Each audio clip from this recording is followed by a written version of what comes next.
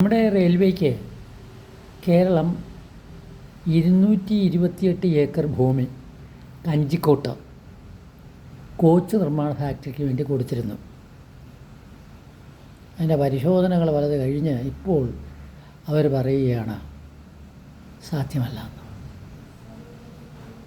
അതുപോലെ തന്നെയാണ് അതിവേഗ റെയിലിൻ്റെ കാര്യം.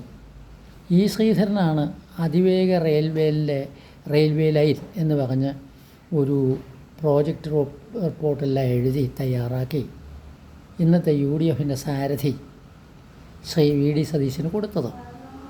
അദ്ദേഹം അത്യാഹ്ലാദത്തിലായിരുന്നു. എന്താ കാര്യം?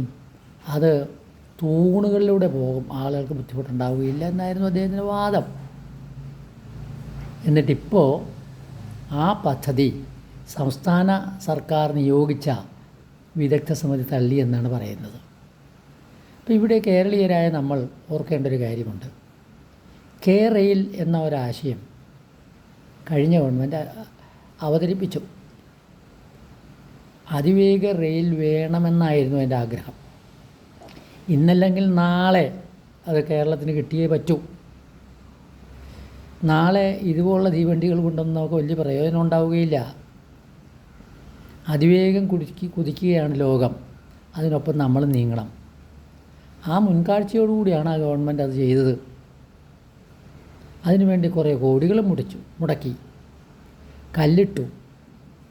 അന്ന് ആ ഗവൺമെൻറ്റിനെതിരായിട്ട് വളരെ ശക്തിയായ സമരമാണ് UDF നേതൃത്വം നടത്തിയത്. അപ്പോൾ UDF നേതൃത്വം അത് നടത്തി. അവർ അതിൻ്റെ ഫലമായിട്ട് അധികാരത്തിൽ വന്നു.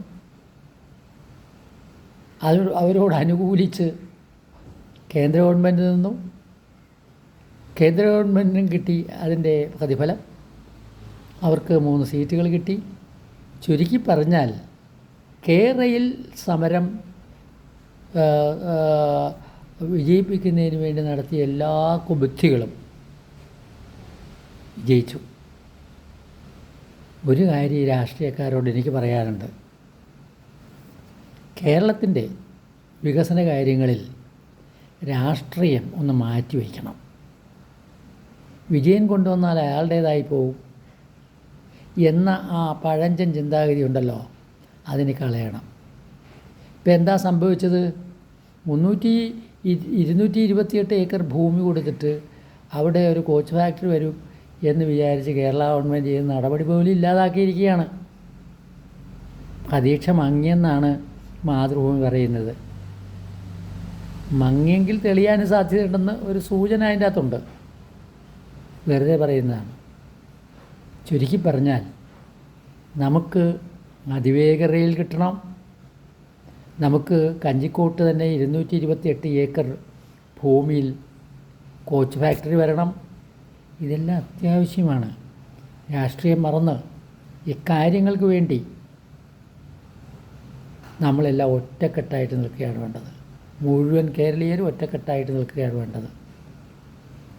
ആ ഒറ്റക്കെട്ടാവുന്നില്ല എന്നുള്ളത് അറിയാവുന്ന ആളുകളാണ് ഈ ചതിയെല്ലാം പറ്റിക്കുന്നത്. അത് മനസ്സിലാക്കാൻ സതീശനാകുമോ എന്തോ. ഇപ്പോൾ കടിച്ചതുമില്ല പിടിച്ചതുമില്ല എന്ന മട്ടായി.